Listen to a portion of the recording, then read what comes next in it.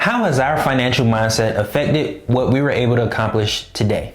My name is Darius. And I'm Carmen. In this video, we actually want to be completely honest with you guys and share with you our financial backgrounds as far as what Darius grew up seeing and hearing and what I grew up seeing and hearing, and how we bridge those two together to get to the financial freedom in which we are attaining today. Because we recognize bad habits and programming can significantly affect what you do with your money. And so we just want to be honest and share this with you because we figure so many of you are going through the same things in which we experience as well. Absolutely. Now, what I want to go back to is a conversation I had with my best friend yesterday. Okay. What he said is, well, I'm from Sumter, South Carolina. And what he told me was, you're from Sumter, South Carolina. And I'm proud of what you accomplished, but you still from Sumter, South Carolina. And don't forget where you came from. Don't forget where you came from, but he was just joking like, yeah, you went and you have a few houses and you lived in another country, but you still from Sumter, bro. And I 100% agree with him. I come from a background where we didn't have a lot of things that I think are important now. And what I would say is, like, when you go to my hometown, we didn't see people jogging in the neighborhood. We didn't see people walking their dogs. And I didn't realize that was a thing outside of cable until going to college. Yeah. So, with that comes a mindset of how people interact with money. And the way they get money is working really hard and replacing their time or trading time for money. And when you say working really hard, like backbreaking. Like backbreaking. Yeah. Like working really hard. So you do build character and understanding that hard work is, one of those things that you have to do. But, they work really hard for not the same amount of income in exchange for it. So then let's be specific. When you grew up, because what did you just say? You said something that I wanted to pick out. You were saying that some of the things that you recognize that are important now. Yeah, like what's important now? Like money management. Okay. And how it's important for money to be making money, not necessarily physical activity. Money making money. And one thing I also learned is that the further you away from the actual work, the more money you make. Because when I had the opportunity to go visit my dad at his job one time, and this really, really resonated with me, was I was in this STEM program in high school, and I basically did like an internship. And one of the interns allowed us to go to one of the factories. Yeah. And I came where my dad was. And when I went to where my dad was working, it was so hot. And like, I was like, I really understand what you mean now when you come home and say you need to get your education because this isn't what you want to do. That was a changing point for me to actually see my dad working, at his machine. Like, I was glad to see him, but I was also glad to go in the office to cool off. And when I went into the office, with the other engineers, you see that they had on their nice polo shirts and they were all making decisions on how those individuals work, and they made the most money. And as I got into corporate America, I was there with the engineers, but then I got an opportunity to see where corporate sits. Yeah. And they're even further away from the work. They don't even go on the floor to see the people. They have no relationship with them, but then they make more money. Yeah. So the further away you get from where the actual work is done, where you make the decisions, the more money you make. That's powerful. That's really powerful. Now, growing up as a child, what are some of the things that you heard and saw as it relates to money? We can't afford, this brand. We get this brand. That was huge for us. And just the fact that, we don't have money to do this, or we don't have money to do that. It was always, we didn't have money versus let's just go do this. Okay. So I think for me that it has some type of psychological effect on how I manage my money, where there was there wasn't enough of it. There was never a surplus of it. So I brought that into my adulthood where money was something that was scarce, and I treated it as such. Okay. So thank you for sharing that. So now we're fast forwarding to adulthood, right? So like you said that you brought this into your adulthood. What were some things that you did to treat money that in a scarcity fashion? I borrowed more money than I actually could afford to pay back. I used other people's money versus using the money that I actually had because it wasn't enough for me to do what I wanted to do with it. Okay. Instead of me figuring out a way to be creative and create more income, what I did is I had access to get the money, leverage my income and get more money instead of increasing my income. I understand that. And now to this point, where do you feel like you are? And we'll come to a conclusion, but where do you feel like you are now? At this point now, I understand that every dollar that I have can go and make 5 of them.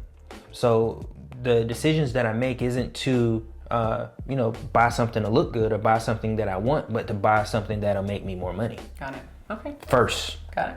That makes sense.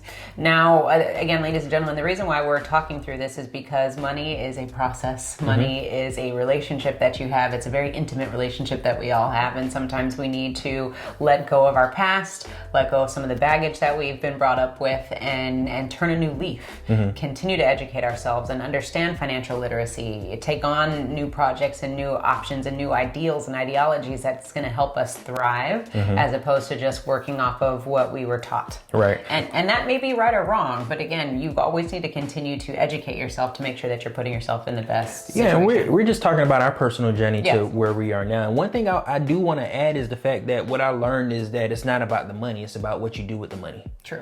So I can have $100,000, but if I buy a $100,000 asset, now I have something of value. Having money itself, I'm actually losing value. Yeah, I'm glad that you made that point. Now, I would say transitioning to my childhood and what I grew up with. Which was totally different. You had people running in the neighborhoods, walking their dogs, and waving at each other. I didn't understand when Darius and I were dating. Like, I didn't understand what he meant. Like, people walk their dogs and stroll their kids around. I'm like, yeah, what are you talking about? That was funny. Okay, so I grew up in a different situation than Darius did. My parents were successful professionally. My dad was a business owner. My mom was in the medical industry, and we did really well. They did really well for themselves. I think the other drive that came from that was my dad was an immigrant, and so he saw struggle, and he was like, I ain't never tasting this type of struggle again. And so that was his biggest drive, was he knew that he was going to own his own business. He saw opportunities the way like no other person did, and so he created his own business for himself. Nice. And then on the other hand too, my mom, she knew a different type of struggle and had seen a lot of struggle, and so she made sure that she educated herself so she could get into the medical industry so that she could serve and help more people and make good money. Yeah. So what that did for my brothers and I is we saw hard work.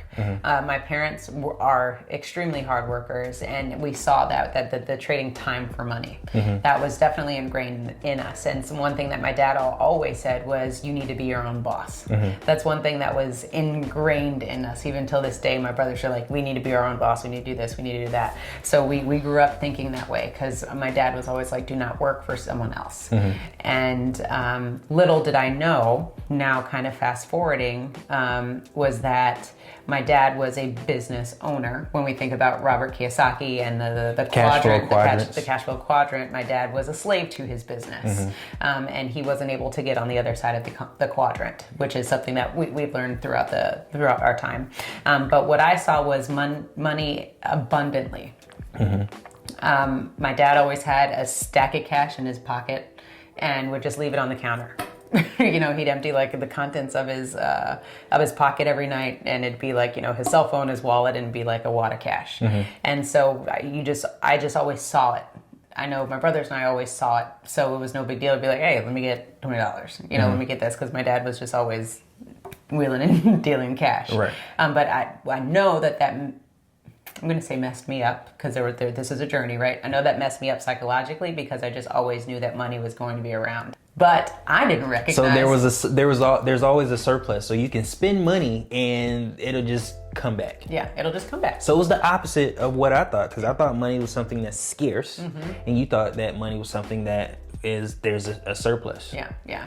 And I say mess me up because it was a blessing and a curse. I love the fact that I have an abundant mindset. I'm like, if you put money out there, it's going to come back. I know it's going to come back. But I think throughout my journey, I didn't recognize that sometimes you got to work for it. you got to figure out how to connect the dots. Granted, I'm not going to be in the factory working that, or I'm not going to be in my polo working it. I'll figure it out. But not recognizing that, you got to put some work in to make this happen. Now, granted, again, like I said, my parents always instilled hard work in us, and I've always been a hard worker. But when I got to the point where I wanted to start establishing my own business, I was like, man, that's a lot of work. and it just made me recognize how much more I need to respect money, how much more I need to build a team around me so that I can be further away from the work, right? Because it's going to take time to build. It's a journey, how this whole thing works. But I think that the thing that I really loved about my family was they always had solutions. You know, it was never, we can't do this, we can't do that. It was, how we're going to make a way. How's it going to happen? We got to do this, we got to do that. It was always like strategizing.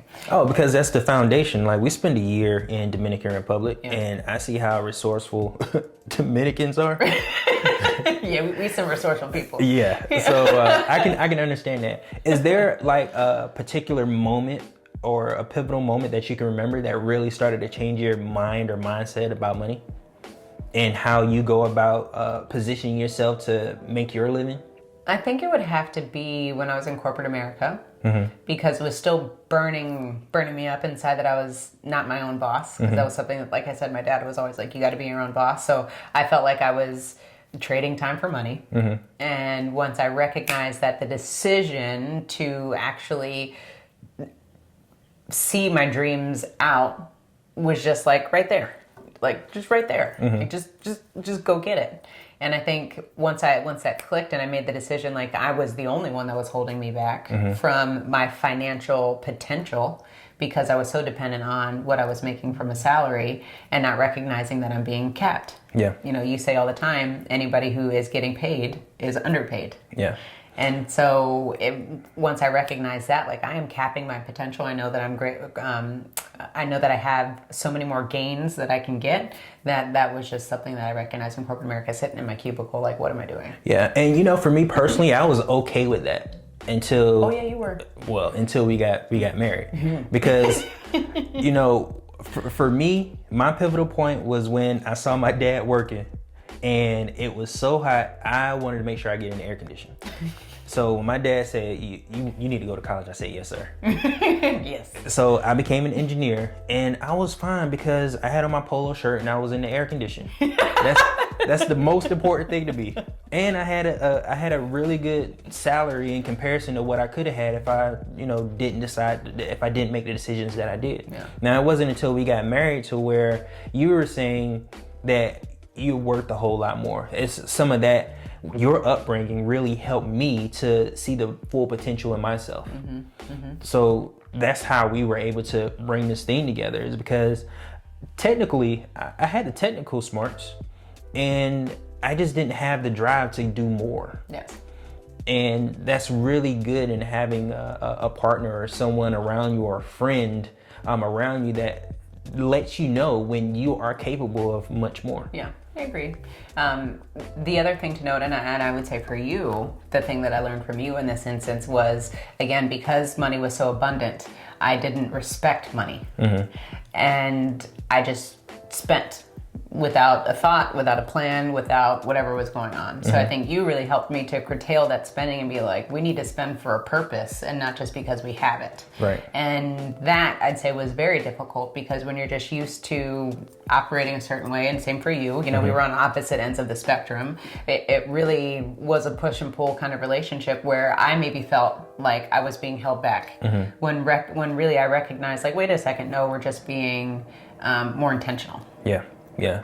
And for both of us, we came to, when we got married, with the intention that we come from different points of the financial spectrum, but us working together is how we're going to make this whole thing work, because everything is connected. Our marriage, the love that we have for each other, and how we operate our marriage or our business and maintaining our expenses and income is very important also.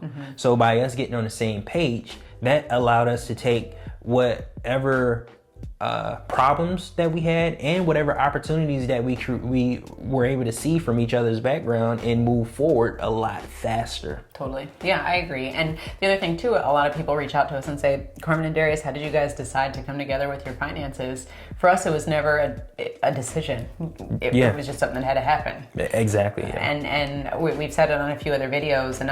My uncle sat us down and said, you're going to have a successful marriage if you can share a bathroom and share a checkbook. Yeah. And so we said, all right, we got the bathroom fixed. We got that good. We got to figure out this checkbook because we want to have a happy marriage. And that was the biggest thing, where we sat down and started understanding budgeting and coming together and working out our budget meetings, which again is a game changer, which allows us to be in the situation where we're in today, where we can just have fun conversations about money and dream together and do really great things when it comes to money. Yeah, another plus for us is the fact that instead of being know-it-alls, we were learn-it-alls. So when someone that we respected sat across from us and gave us advice, we took it. And we listened. We took advice from people that had marriages and relationships the way we wanted. We took advice from people that had a lot more money than us, because that's where we wanted to grow ourselves. We take advice from people that have businesses the way that we want to have our business. Totally. So because we are learn-it-alls instead of know-it-alls, it allows us to be open and able to receive opportunities that we can both enjoy together. I agree. Now, you had asked me earlier, but besides the situation with your dad, when you went to see your dad, what was the thing that sparked for you later on in your life that made you realize that you needed to change how you were treating money? Oh, like in corporate America, or? Yeah, corporate. Well, one thing that changed for me is the fact that I was able to see all like the background. As an engineer, I was able to see like all the background, how the actual business worked. Yes. And, you see how you're affecting the money that's being earned, but you don't see that money coming back to you. So if you want to put all this energy into building something, you're already putting energy into it. Why not put that energy into something where you can see that money come back to you? Totally. Instead of to corporate execs or the shareholders. And I remember you would always come home and be like, can you believe they laid this person off because of this? Or, all these financial decisions that you had to be a part of. Yeah. And recognizing that people's lives are literally destroyed. Well, I don't want to say destroyed, but because they're laid off or whatever it is. But, at the flick of a wrist, a corporation can get rid of you, and how replaceable people are. Yeah. And a pivotal point was when that happened to me. Yeah. When I got laid off, it changed everything. It changed my understanding of everything. It was like, okay, I knew all this. I could have made a decision where I wasn't in this position because I already knew what the possibility, what was coming. So it basically was to me saying, if I'm going to give my time 40 hours a week and come and do a job and do it really good and still get laid off because of a balance sheet, then I should be focused on creating this for myself and taking a risk myself. Yeah, I agree. Now, one thing that I want to make sure that we talk about with this video is, like we said, Darius shared where he came from, I shared where I came from, and for us, we understand with this whole financial world that we live in, it's all a journey, and how you take on this journey. Now, we teach something called infinite banking, which is how you're using your savings to maximize your earning potential, basically. And if you want to learn more about that, then definitely click on the link below. We would love to serve you at the Wealth Nation. But we wanted to take a moment to share this video because we recognize so many of you out there have your own personal financial journey, and you have to embrace that journey in order for you to get to the next step. And you have to start learning. You have to be learn-it-alls. You have to start really reinventing yourself and recognizing what can you do for yourself and for your finances, because nobody's going to do it for you. Right. And it wasn't until Darius and I came together as a team and recognized we have to do better for ourselves if we want tomorrow to be different. We can't continue to go down this spiral thinking something's going to change. And once we decided to take ownership of our lives or own our own lifestyle, we said, hey, this is what we got to do. Yeah, and the infinite banking process was a decision that we both made together, understanding that there's things that we didn't know going into it, but something that we're willing to figure out together. Yeah. The reason why I say together is because everything that happened in our lives prior to this is what prepared us to come together and prepared us to make the decision to do this banking process. Because one thing that was happening with us prior to is we were all on the hamster wheel of borrowing money from a third party and paying them back principal and interest. Absolutely. Now, the difference is now we're borrowing money from ourselves, and when we pay that money back plus interest, we're creating a pool of funds so that we can borrow more money, so that we can invest more, so we can create more opportunities. This is a business in itself that we're able to do together because of the experiences and the mindset that we have now versus where we started from. Yeah, I agree. Thank you for sharing that. And with everything, with Wealth Nation, with lifestyle ownership, it's all about making decisions, taking steps, and learning throughout the process. Nothing is ever going to be perfect because you have to learn. Yeah, and we apply the same concept to every single thing that we do. Our health, our relationship, our business, our banking system. It's all the same process. You have to just realize that there's a pattern in every single thing that you do. The pattern that you currently have is a reason why you're not as successful as you want to be. The pattern that you have now is a reason why you have $100,000 salary instead of $1 million salary. You have to change the pattern so that you can get the results that you're looking for. Intentional operation. There you go. Is what I like to call that. Working with intention in every aspect of your life. Now, ladies and gentlemen, if you want to learn how to create your own banking system, then definitely check out our next video so you can start incorporating some of the things that Darius and I talk about in your own life. And remember to own your own lifestyle. Or someone else will.